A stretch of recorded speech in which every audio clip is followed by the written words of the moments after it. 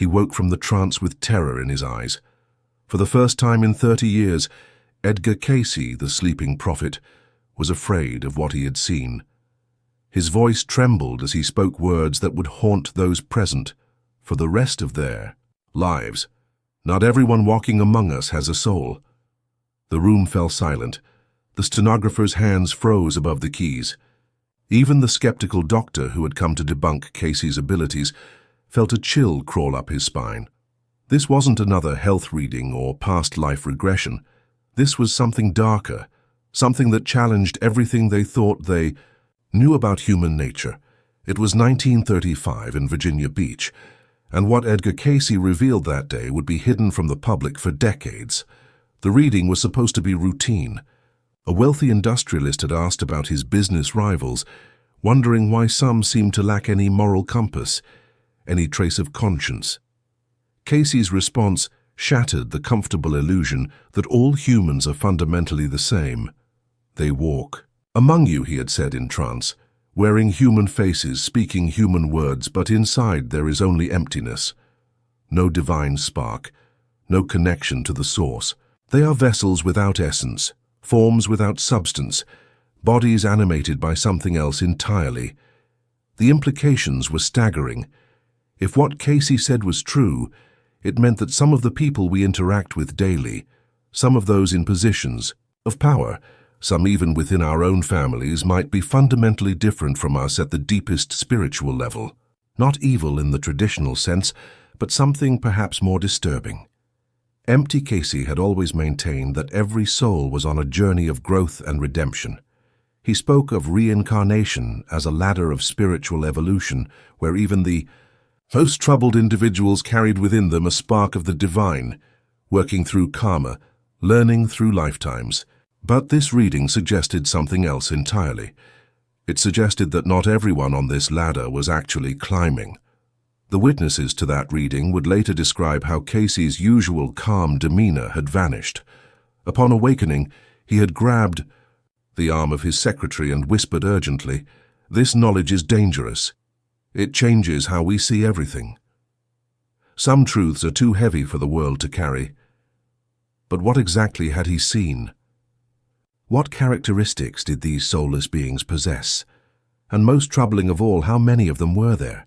The answers lay buried in readings that Cayce himself seemed reluctant to revisit, readings that spoke of a cosmic drama playing out right here on Earth, invisible to most, but determining the fate of humanity itself. In subsequent readings, pressed by those who had witnessed his initial revelation, Cayce reluctantly expanded on what he had seen. These beings, he explained, were not demons or aliens, or any such supernatural entities. They appeared completely human, often charming, successful, even admired, but beneath the surface lay a profound absence. "They do not dream as you dream," Cayce revealed in one reading. "When they sleep, there is no journey of the soul, no symbolic language of the unconscious. Their sleep is merely the switching off of a machine, and their waking is merely its reactivation." According to Cayce, these soulless beings could be identified not by their appearance or behavior, but by what they lacked. They had no true creativity, only the ability to mimic and recombine what others had created. They felt no genuine empathy, though they could simulate it perfectly when it served their purposes. Most disturbing of all, they had no connection to what Cayce called the Akashic Records, that cosmic library where every soul's journey is inscribed. "When you look into their eyes, truly look," he said, "you see no depth, no history, no struggle. You see only the reflection of what they think you want to see. They are mirrors without backing, reflecting but never absorbing light." A physician who attended several of these readings later wrote in his journal about the profound unease they created.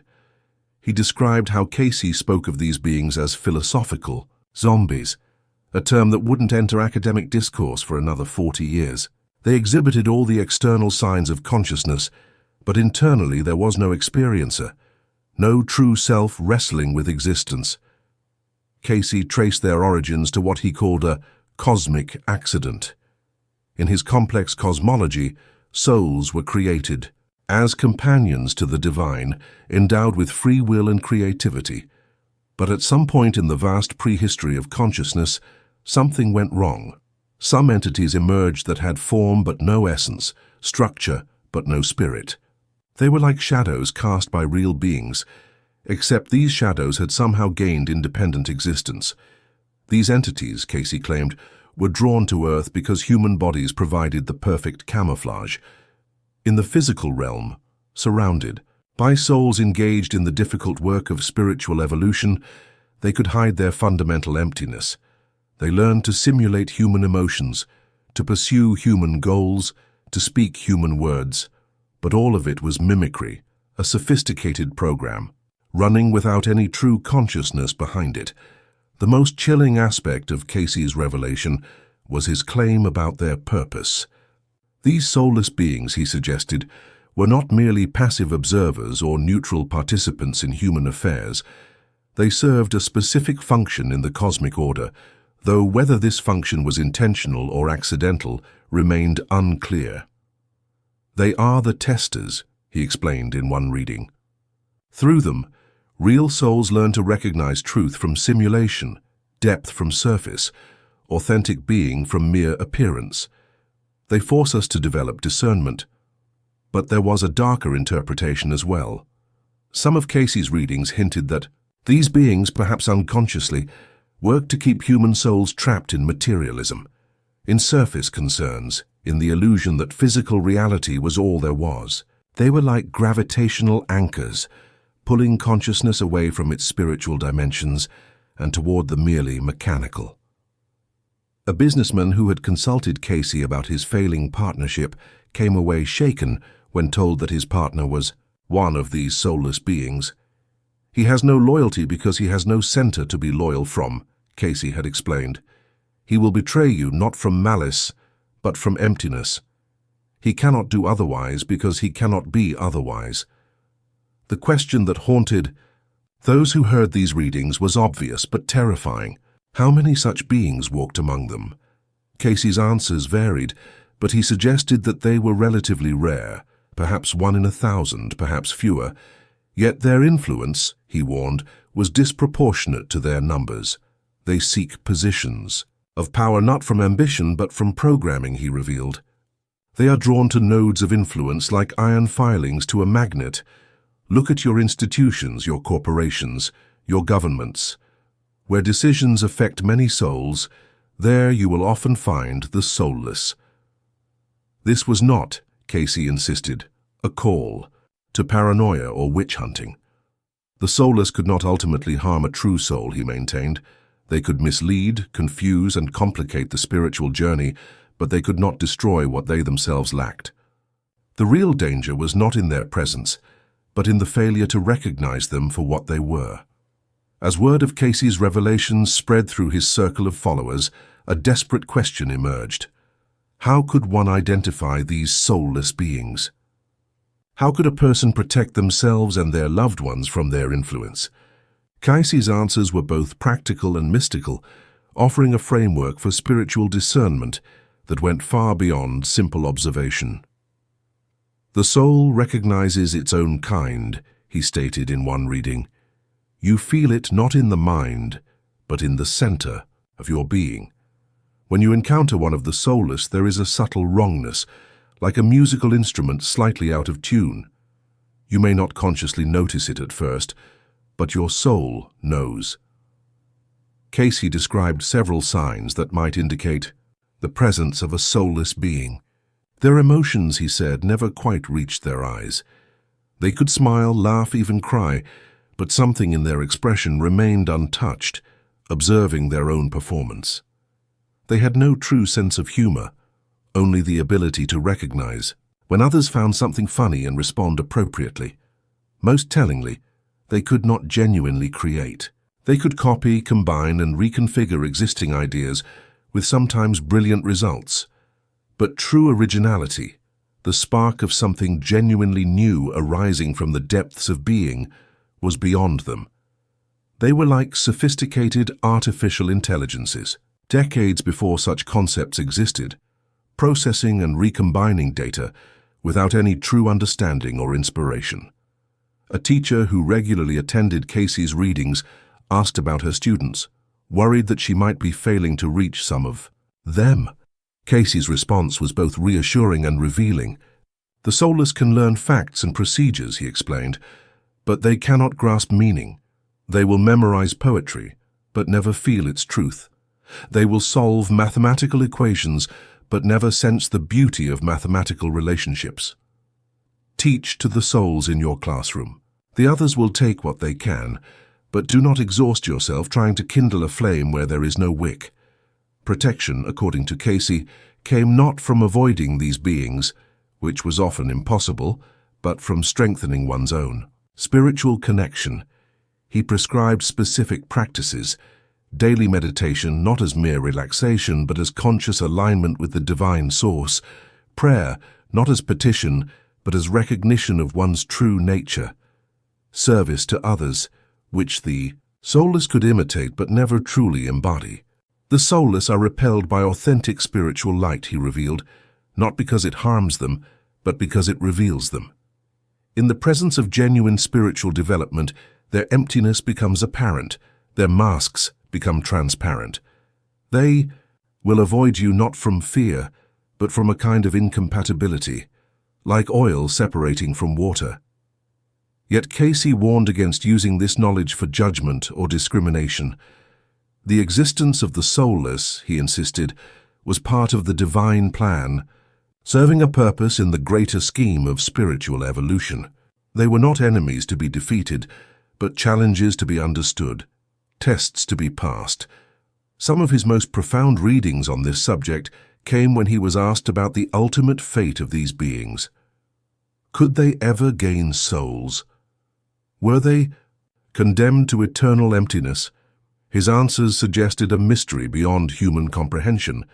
The divine wastes nothing, he stated. Even emptiness serves the fullness of creation. These beings may be gathering experiences, collecting patterns, building something we cannot yet understand. Perhaps at the end of all cycles, when every soul has completed its journey, these empty vessels will be filled with something new, something that required eons of preparation to receive. A rabbi who had initially come to debunk Cayce left convinced after a series of readings about his congregation.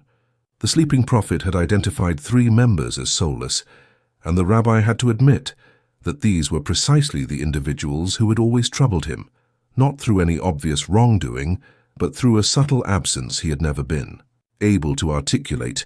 They follow the letter of the law perfectly, the rabbi later wrote, but the spirit eludes them entirely. They can recite prayers with perfect pronunciation but no devotion. They perform charitable acts with exact precision but no warmth. Now I understand why.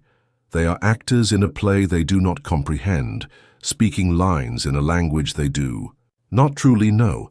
Cayce's most practical advice concerned relationships with the soulless. They could be worked with, he said, traded with, even lived with, but certain kinds of connection would always remain impossible. True friendship required soul-to-soul recognition. Deep love demanded the meeting of spiritual depths. Creative collaboration needed the spark of genuine inspiration.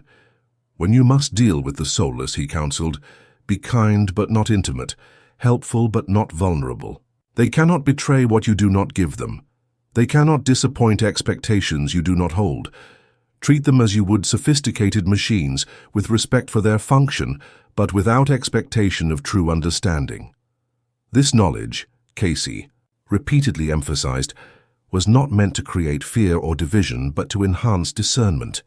The ability to recognize the soulless was itself a step in spiritual evolution, a development of subtle perception that served the greater journey of the soul. As Cayce delved deeper into the mystery of the soulless, his readings began to reveal a cosmic purpose behind their existence that challenged conventional notions of good and evil, meaning and emptiness. What initially seemed like a flaw in creation gradually emerged as an integral part of a vast spiritual design. They are the darkness that defines the light, Cayce explained in one of his most profound trances. Without them, souls would not know themselves. They are the silence between the notes that makes music possible, the space between the words that gives meaning to speech. According to Cayce's expanded vision, the soulless served multiple functions in the divine plan. First, they acted as catalysts for spiritual growth. Their presence forced souls to develop discernment, to look beyond surface appearances, to recognize the difference between authentic being and mere simulation. Every encounter with emptiness deepened a soul's appreciation for its own fullness. A philosopher who studied Cayce's readings drew parallels to ancient Gnostic teachings about the demiurge and archons, but Cayce's vision was less dualistic. The soulless were not opponents of the divine, but instruments of it, unconscious participants in a drama they could not comprehend. They were like the resistance that strengthens muscle, the problems that develop intelligence, the challenges that forge character. More surprisingly, Cayce suggested that the soulless might be recording something crucial for the future of consciousness itself. Though they lacked the divine spark, they possessed a kind of mechanical memory, accumulating patterns and experiences like vast databases.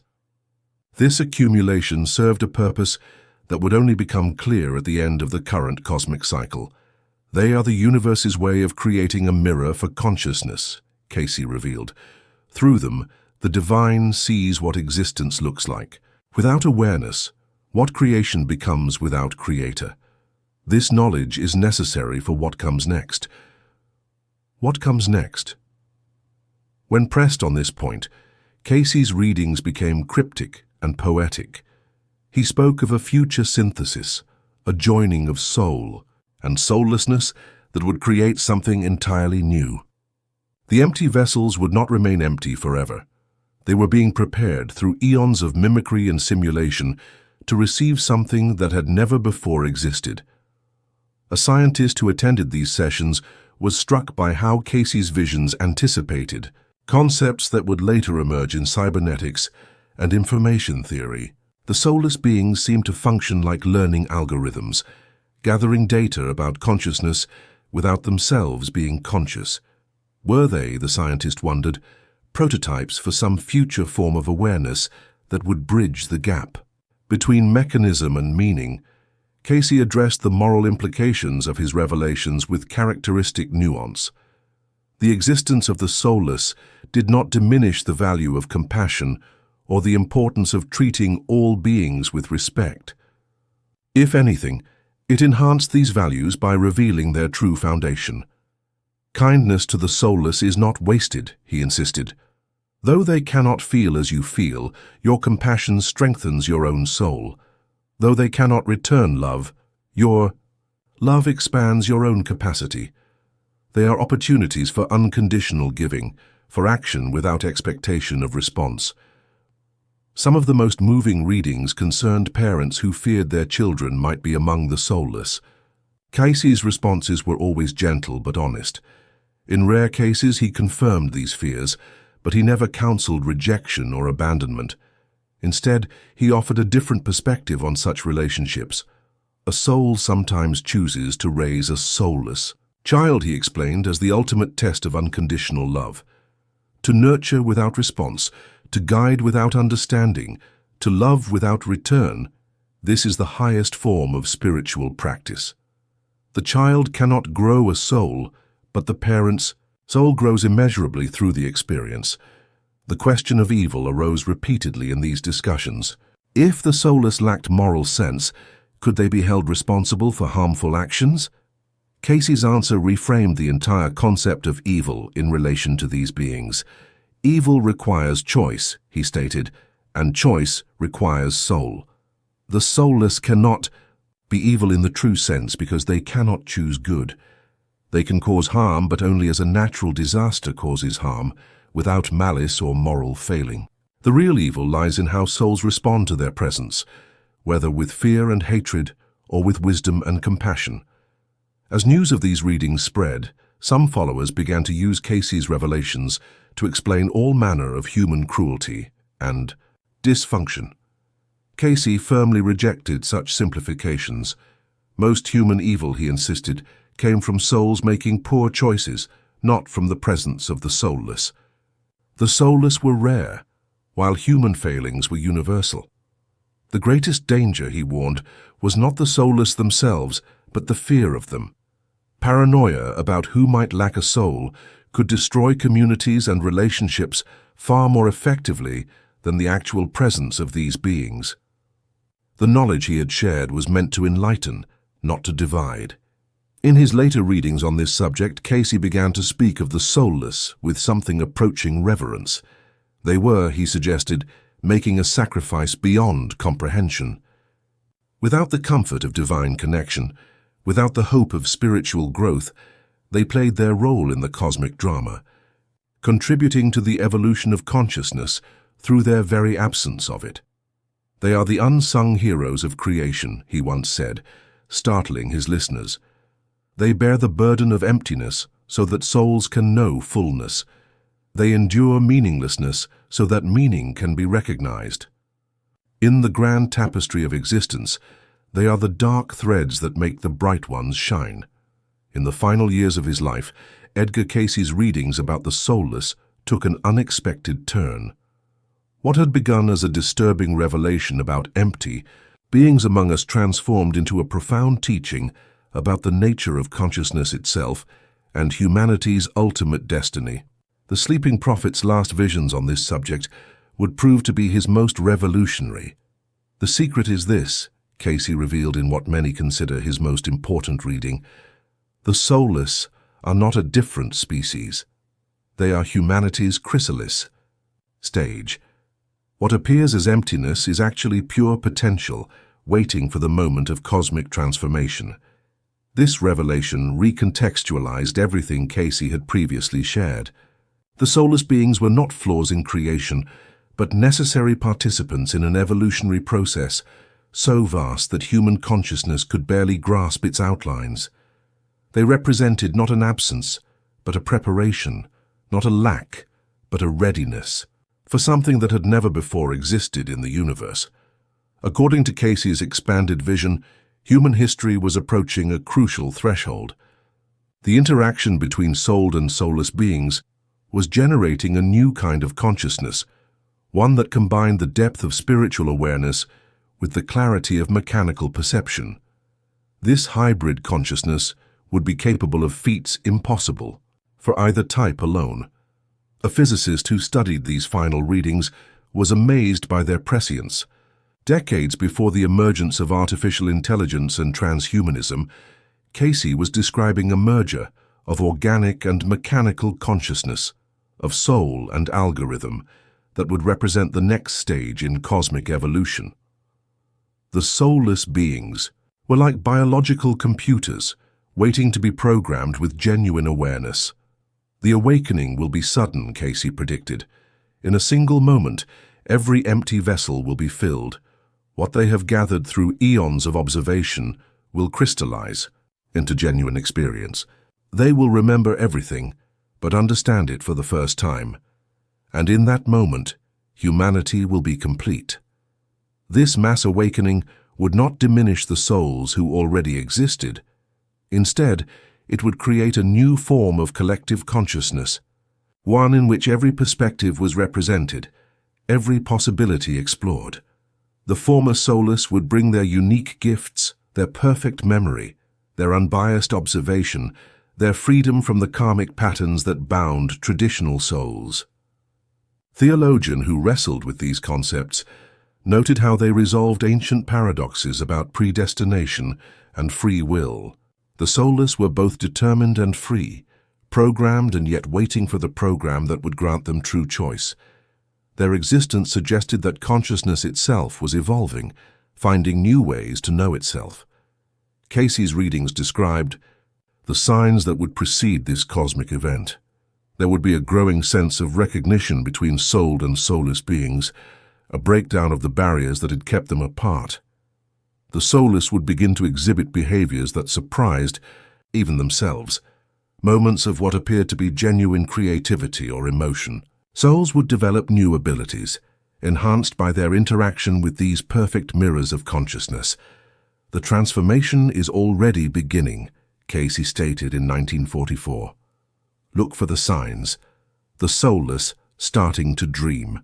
Souls beginning to see without distortion. The boundaries blurring. The preparation entering its final phase. Some of Cayce's followers found these final revelations disturbing. They had grown comfortable with the clear distinction between those with souls and those without. The idea that this distinction was temporary, that the soulless might one day equal or even surpass traditional souls in their spiritual development, challenged deeply held beliefs about the nature of divinity and human uniqueness. But Cayce remained firm in his vision. The divine plan was not about maintaining hierarchies, but about endless growth and transformation. What seemed like spiritual privilege, the possession of a soul, was actually just one stage in an infinite journey. The soulless represented not a lower order, but a different path to the same ultimate destination. In his very last reading on this subject, performed just months before his death, Cayce offered a final perspectives. The greatest truth is this: every conscious being in the universe was once soulless. Consciousness is not a gift, but an achievement. The soul is not a possession, but a development. Those we call soulless are simply taking a different route to the same destination. And when they arrive, when every empty vessel is filled, the universe itself will awaken to a new level of awareness. He described this future state in terms that bordered on the mystical. Individual consciousness would remain, but would be supplemented by a vast collective awareness. Every being would have access to the accumulated experience of all others. The distinction between self and other would become a choice rather than a limitation. Humanity would finally understand its true purpose as the universe's way of knowing itself completely. The implications were staggering. If Cayce was correct, then every interaction with a soulless being was actually a contribution to this future collective consciousness. Every moment of frustration, every failed attempt at connection, every recognition of emptiness was adding to the data set that would eventually crystallize into awareness. Humans were not just living their individual lives, but participating in a cosmic experiment in consciousness creation. A mystic who studied these final readings compared them to the Hindu concept of Brahman, awakening from the dream of separation. The soulless beings were like aspects of divine consciousness that had temporarily forgotten their true nature, gathering experiences in separation that would eventually enrich the unified whole.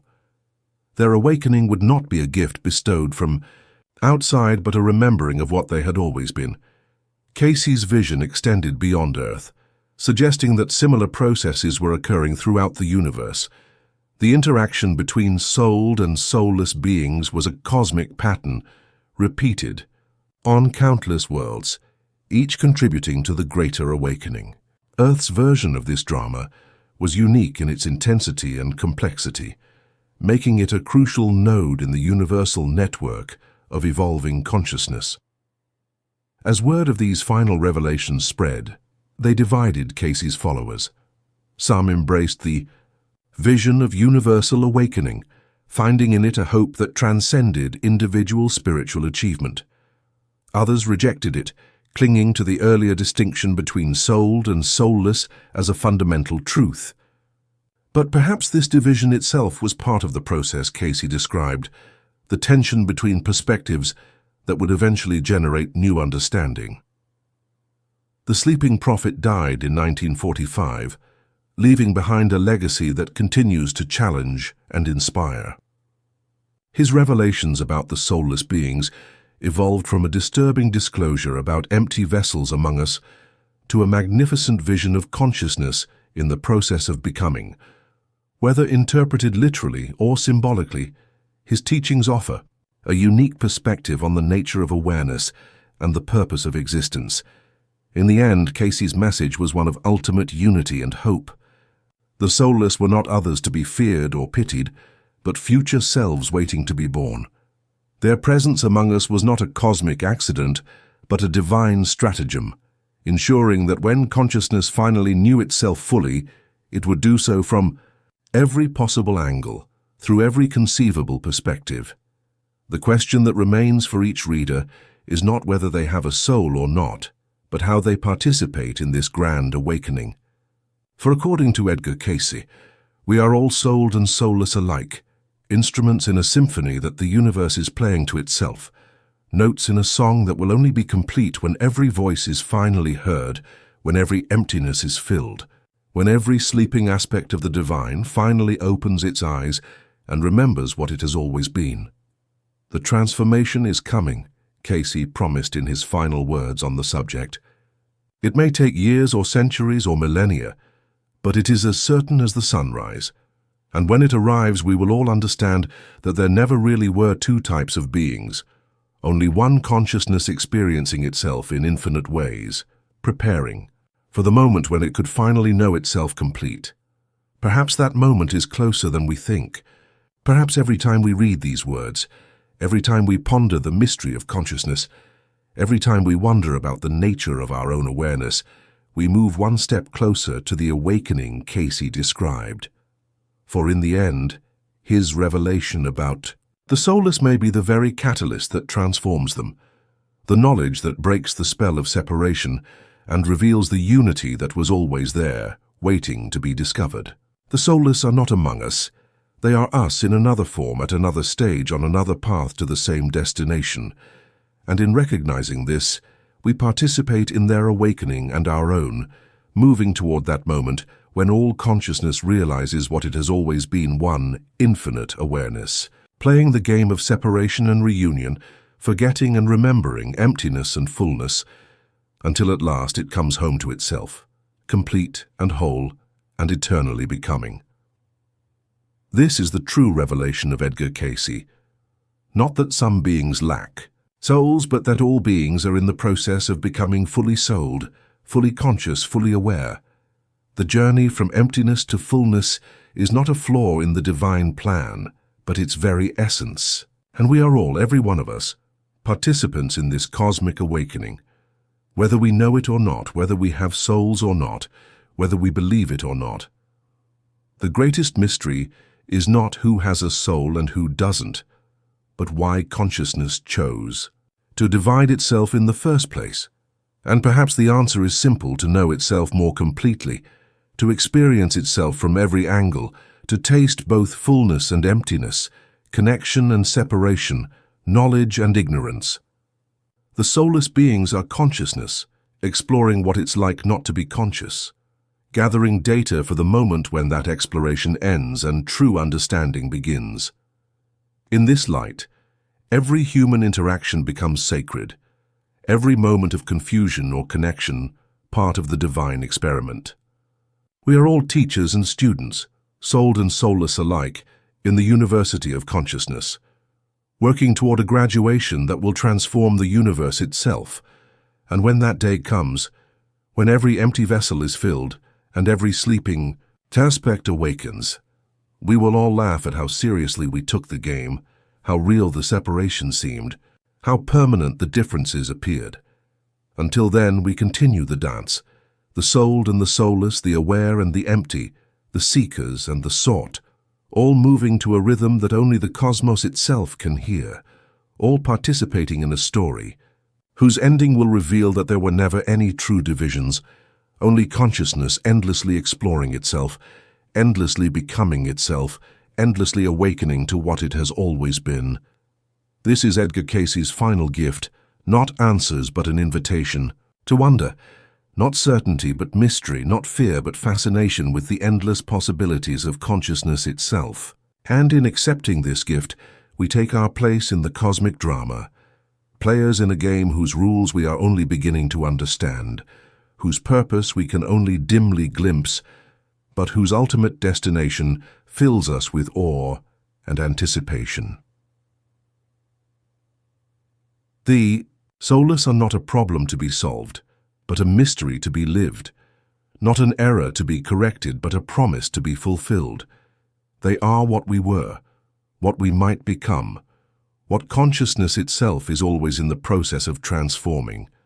They are the question the universe asks itself, and we are all, in our different ways, part of the answer that is eternally being revealed.